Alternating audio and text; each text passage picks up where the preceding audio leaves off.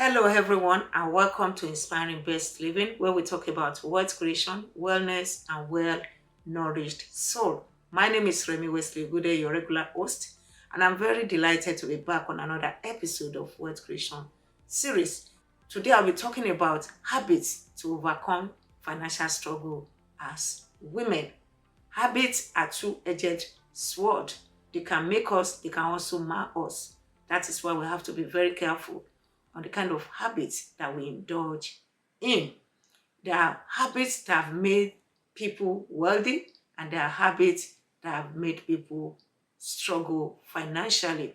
Today, I'll be focusing on some habits that are peculiar to women. Yes, some men may also indulge in those kind of habits, but I want to focus more on women today because I'll be looking at some of the tips through which we can also overcome such habits and also have good financial habits that can help us wealthy. So first of all, I want to quickly look at different habits that women engage in that make them struggle financially.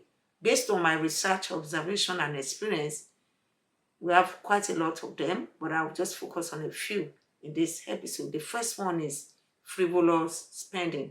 A lot of women spend on things that are not very necessary. The reason for spending is number one, they want to just buy things because their friends want them to buy those things. So I've been there. I'm also a woman. As a fellow woman, I used to do them, but I've learned better because most of the things that I used to pack then, especially when I travel on vacation, I will pack them from vacation just because I've traveled. And after I came back home, I discovered that a lot of those things I would not need them for sometimes even over a year. At the end of the day, I would just give them out. So that's number one. Number two, bad financial habits that a lot of women engage in is the habit of wanting to always be trendy, buying new things, things that are in vogue. Not that they don't have those things, they can buy shoes, bags, clothes, and they continue to just change those things.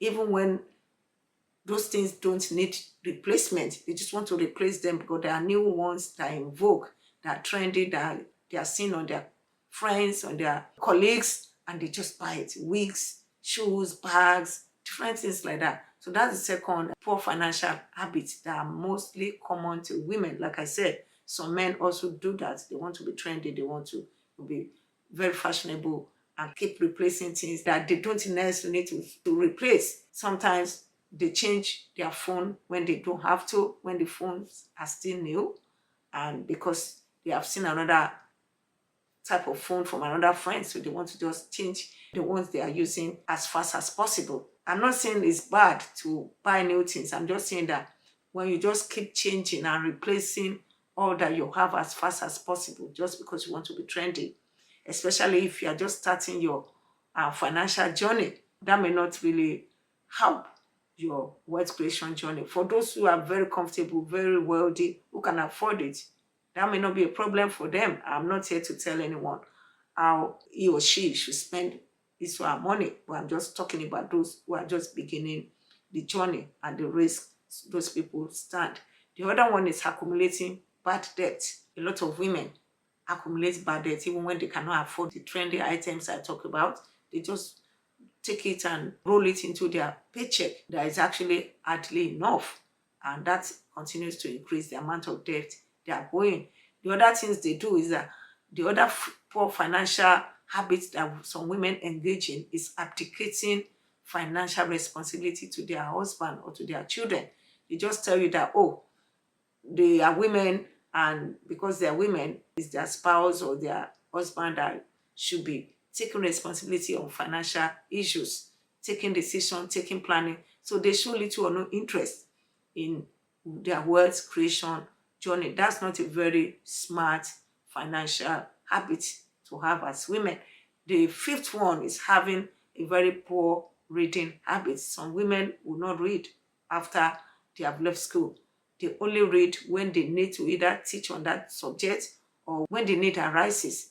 No, reading and learning, especially on financial issues, should also be of priority to us as women. I know we are busy taking care of children and other things in the home front, but we should not leave reading about wealth creation, about financial issues only to our spouses, because we need to also develop and grow in that area. So there are a lot of challenges and limitations and setbacks when a woman engages in poor financial habits. And some of those setbacks that are associated with poor financial habits are quite numerous. But I'm going to quickly touch on a few. The first one is that there will be financial struggle for somebody who indulges in poor financial habit. The second one is that there will be a high financial vulnerability. When I'm talking about high financial vulnerability, I'm talking about a wife that loses her husband. Like I said in one of my episodes about widows, a lot of widows become very poor after they lose their husbands. When they were not widow, they were rich because their husbands were rich. A woman that dictates the financial decisions and responsibilities exclusively to the man, the woman may be highly vulnerable, particularly after she loses the husband or something happens to the husband. It may be a health crisis. The woman may be completely lost. Even if the woman gets the money, or even if the woman has access to the money, may not know how to manage the money, multiply the money. That is second setback when a woman engages or indulges in poor financial habits of not wanting to take responsibility over financial issues. The third one is missed opportunity of creating wealth. If a woman is not interested in reading, in developing herself in the area of financial education, the person may not be able to invest, and there are opportunities out there that that woman may also lose or may also not take advantage of. Also, the impact of that woman may be limited. Number one, impact in terms of knowledge transfer to her children, to the people around her. When I'm talking about children, I'm not talking about our biological children alone. I'm talking about adopted children, spiritual children, and other children that are in a space that she could have otherwise impacted with her knowledge of wealth creation. So if that woman chooses not to be financially educated, or chooses not to pursue financial literacy and wealth creation, the woman may not be able to pass the knowledge even to the children around her life.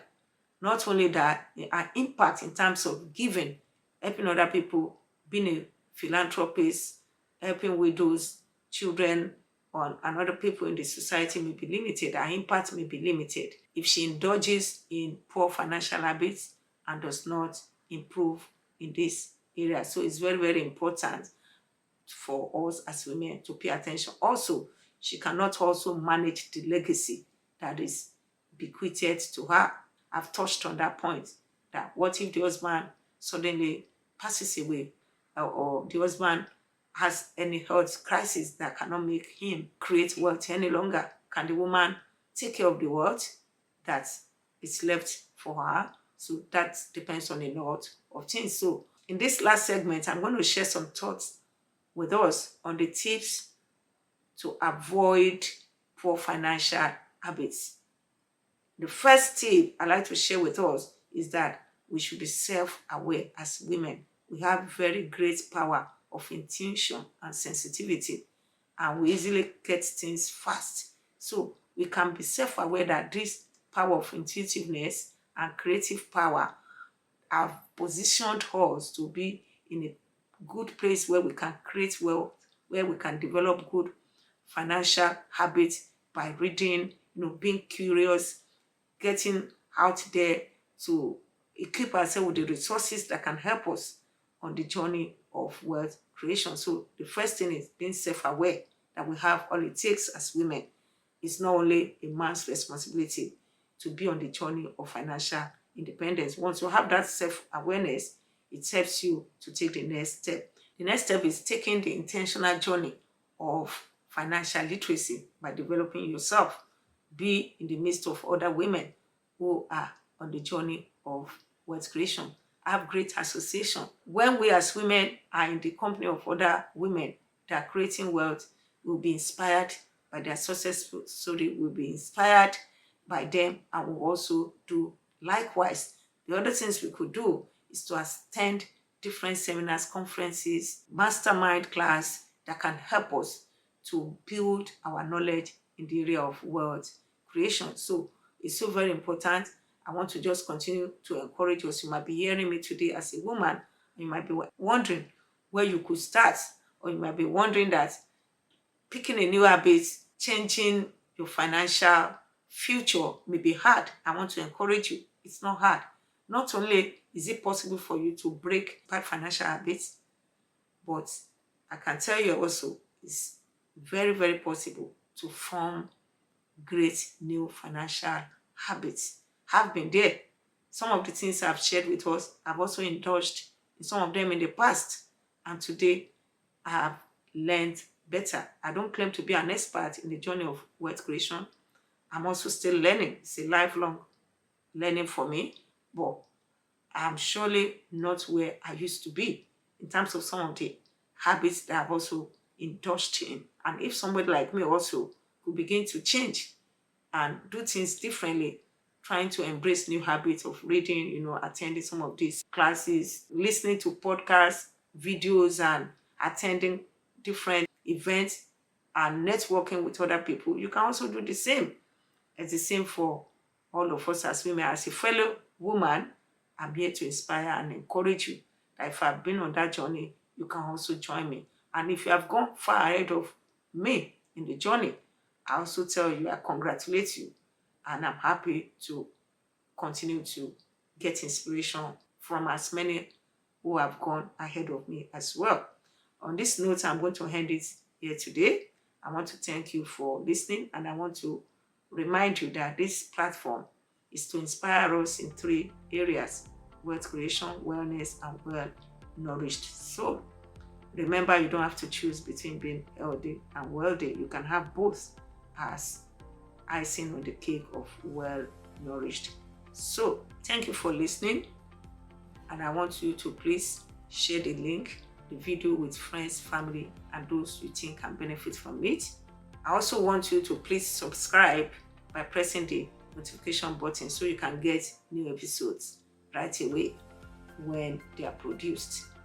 Until I come your way next time, I'm your regular host, Remi Wesley Ogude. Thank you and take care. Bye.